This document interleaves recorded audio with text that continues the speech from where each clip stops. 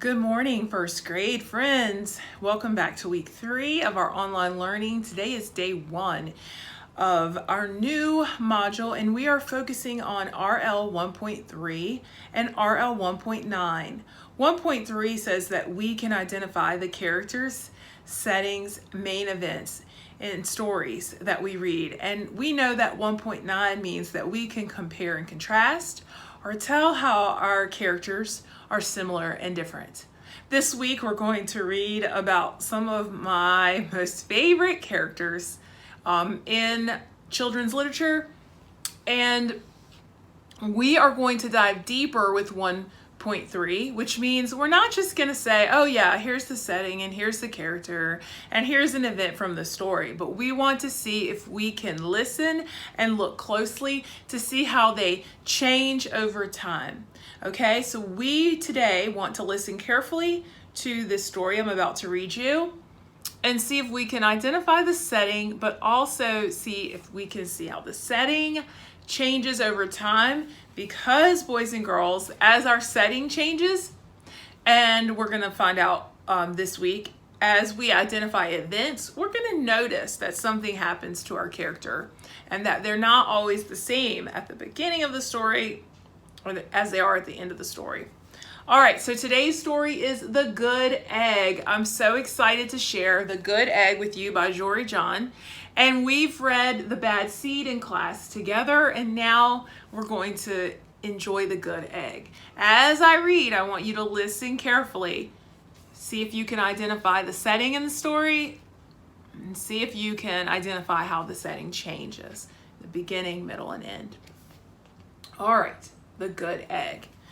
Oh, one more thing. I want you to make sure you pay attention to the good egg's character traits or his personality, the things that he does and feels, because tomorrow we're going to compare that to Jabari. All right. The Good Egg. The Good Egg by Jory John and Pete Oswald.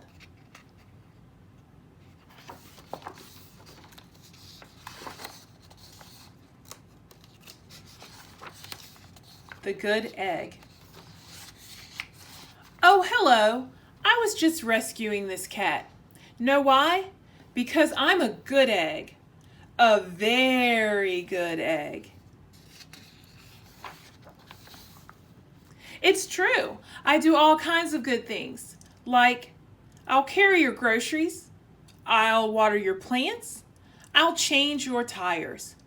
I'll paint your house. If you need any help whatsoever, I'm your egg. I've always been a good egg. It's been this way from the start, even in my earliest days. Back at the store. There were a dozen of us living together under one recycled roof. There was Meg and Peg and Greg and Clegg and Shell and Shelley and Sheldon and Shelby and Egbert and Frank and other Frank. The other 11 eggs weren't on their best behavior. They weren't exactly good. They ignored their bedtime. They only ate sugary cereal. They threw tantrums. They cried for no reason. They broke their stuff on purpose. Meanwhile, I tried to take charge. I tried to fix their bad behavior. I tried to keep the peace because I was a good egg. A very good egg. Nobody seemed to care, though. Every night I was exhausted. My head felt scrambled. Then one fateful morning, I noticed some cracks in my shell. They were everywhere.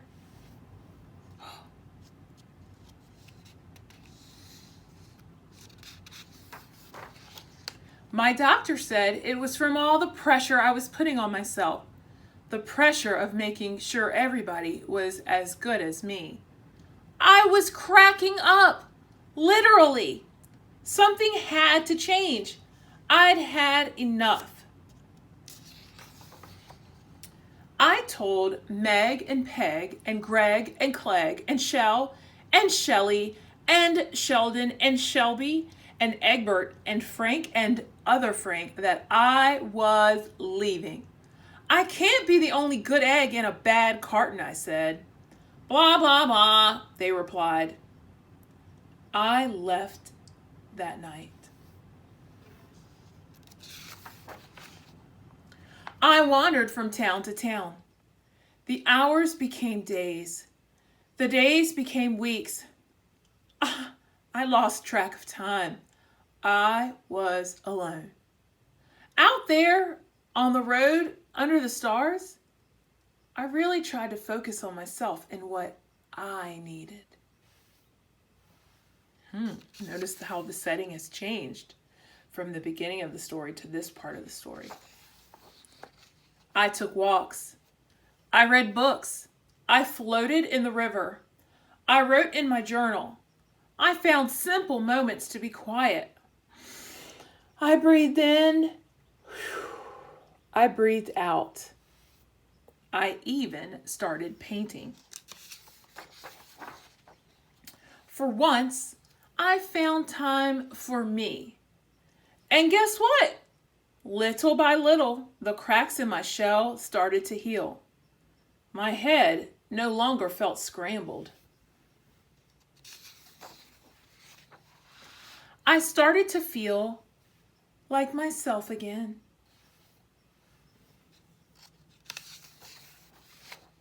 So, I've made a big decision. I'm returning to my old carton and my friends. Besides, I'm kind of lonely out here. This time, I know what I need to do. I'll try not to worry so much. I'll be good to my fellow eggs while also being good to myself. He's at an egg spa. Here we go. Where have we seen this before? How would we describe this setting? Everybody missed me. I missed them too. Hello, Meg. Howdy, Peg. Hey, Greg. Greetings, Clegg. What's up, Shell? Aloha, Shelly. Hey-o, Sheldon. Hi, Shelby. Good day, Egbert. What's happening, Frank? Howdy do, other Frank.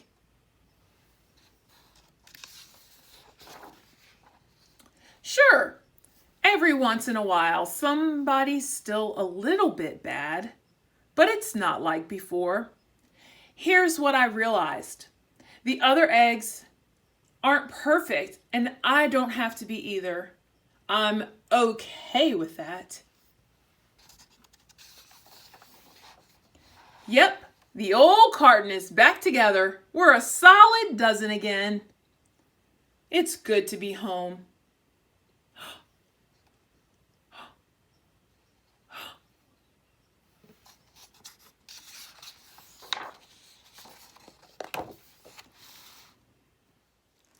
All right, friends, I hope you enjoyed The Good Egg by Jory John and Pete Oswald as much as I did. When you're in Seesaw today, you're going to be documenting what you noticed about the setting at the beginning, middle, and end of this story, and bonus points if you can tell how our character changed with the setting. Remember, in the beginning of our story today, the good egg was telling us how it all started at the farmer's market in the carton with the dozen, right? And then let's think about how he felt in the beginning. In the middle, he kind of has to go by himself to find a little peace and happiness. So let's think about how he changes as he wanders, okay? And then, something's familiar about the end of the story there, okay? So you're going to complete the activity in Seesaw about the setting, and if you need to come back to the story and watch, you can, okay? I love you, I miss you, and I hope that your week is off to a great start, and I'm rooting for you.